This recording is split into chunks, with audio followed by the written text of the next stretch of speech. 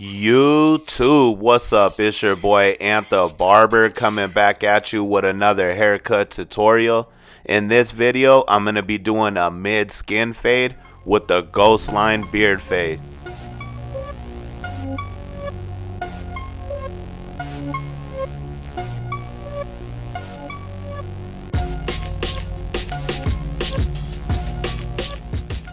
Alright, so before any cut, I like to begin by brushing or combing out my client's hair. Shout out to Steel Tooth Comb for this dope comb you see me using. And clearly we could all see that my client doesn't have a lot of hair, but the hair that is there is randomly sticking up in places. And by me combing out his hair, getting everything to lay in its natural direction, gives me a good clear indication of what needs to take place.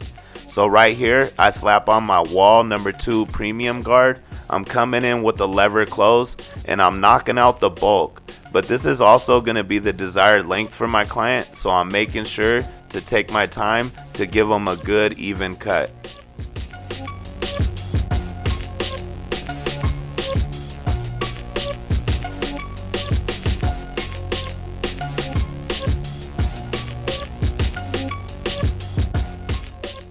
So now that I got everything knocked out evenly, I'm going to begin to set my first guideline, which is going to be my bald guideline.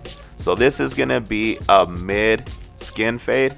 So right here, I'm just taking it to the mid level, making sure I keep everything even and consistent, and I'm just knocking down the bulk.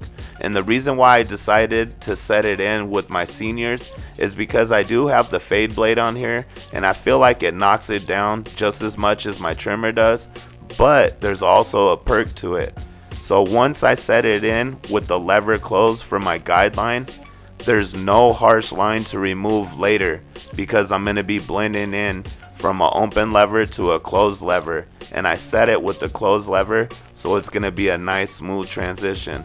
So once I set in my bald guideline, I'm now going to begin to completely bald it out using my foil shaver. And you can see when I get towards the top of that guide, I'm using that flick out motion, and that's because I'm trying to demonstrate a smooth transition from completely bald to stubble.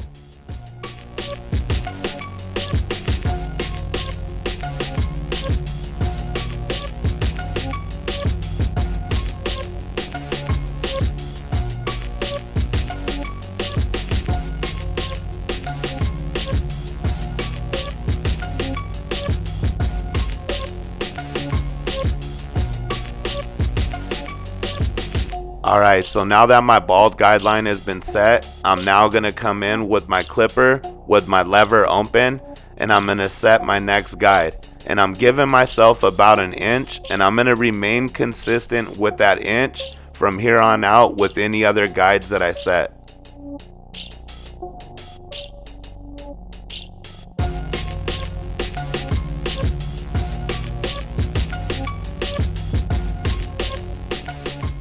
Alright, so now that my guide has been set, it's time to blend it out. The way I'm going to do that is I'm going to close my lever and I'm going to begin to fade from the bottom back up towards the top of that guide.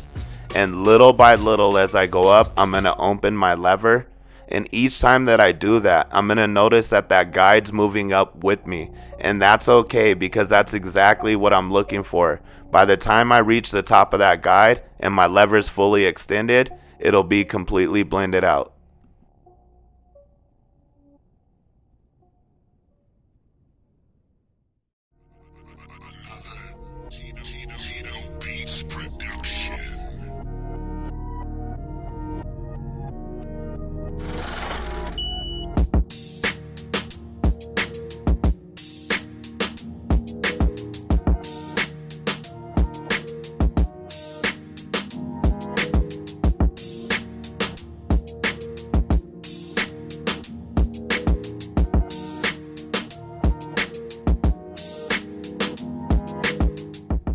Alright, so now that that guide's blended out, I'm now going to take my wall number 1 color guard and I'm going to do the exact same thing. I'm going to set my guide in, giving myself the same amount of space that I gave myself with the previous guide. Once I set that guide in with the lever open, I'm then going to begin to close my lever and work my way back up towards the top, opening my lever as I go up. This time I'm going to keep in mind that the 1 isn't going to remove itself, but what it is going to do is it's going to soften that guide and make it easier to erase when I come through with my next step.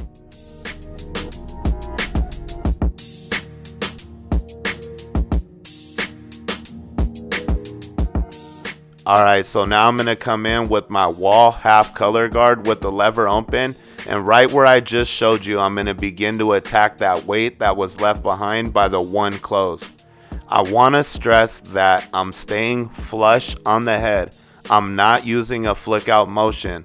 What I'm doing is I'm coming in with my lever fully open and I'm attacking right above where the weight was left. I'm using the fade process, but this time I'm fading downwards, so I'll begin to close my lever as needed until that guide's completely blended out.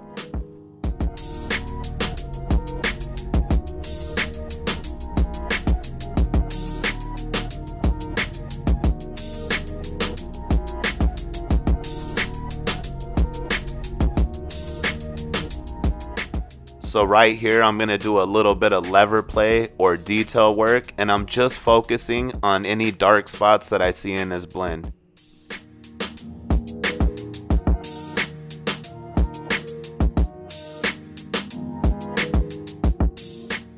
Alright, so now I'm coming in with my wall 1.5 premium guard, and I'm coming in with the lever open, so this time I'm not necessarily setting in any guide, because that 1.5 with the lever open is pretty much equivalent to that number 2 close that I originally set the length on top with.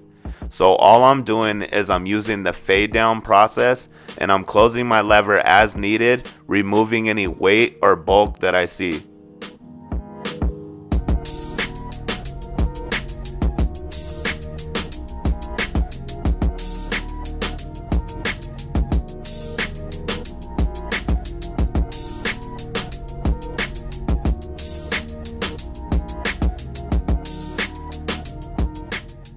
Alright, so now I'm going to begin his beard fade, and right here I'm going to use the same exact steps that I just did for his fade, and I'm going to come in with my lever fully open and I'm going to knock down any bulk. And clearly there wasn't a whole lot of hair here, and whether there was or wasn't, for this specific look that I'm giving my client, it's a ghost line beard fade. So there's not a whole lot there other than the ghost line. So I'm going to knock all the hair down evenly with the lever open, and then I'm going to close my lever and I'm going to begin to set my first guide, which is going to be my bald guideline, just like the fade. And you can see I'm taking it about center way through his cheek, because again, I'm only going to be blending from this lever closed to the lever open. So there's not a whole lot of fade work there, but I do want to give a smooth transition from completely bald to that ghost line shadow that I want to give them. So once I set it in with the lever closed, I'm now going to open my lever little by little and work my way back to where I left off with the lever fully open.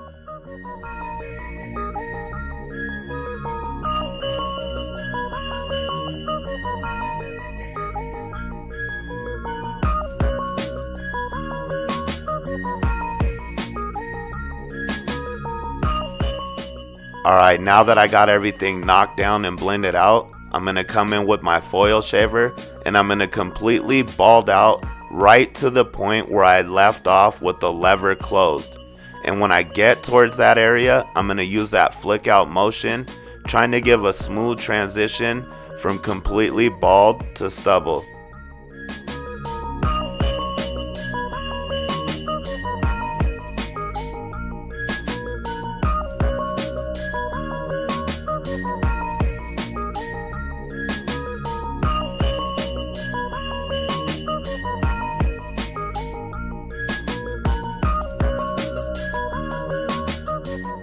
Alright, so now I'm coming in with my trimmer and I'm really going to focus on where I left off with the foil shaver and where I left off with my clipper with the lever closed. And I'm just trying to clean up the transition between the both. You're going to see me use a lot of the corner of my trimmer blade, And the reason why is because when you use the corner of the blade, you're not as committed, meaning it's a lot harder to set in any guideline that you're not going to want. And by using the corner of the blade, I'm also able to just focus on dark areas that I want to work out. Right here, I'm using my clipper to do the same thing. I'm just trying to perfect my blend and give a really smooth transition to that ghost line.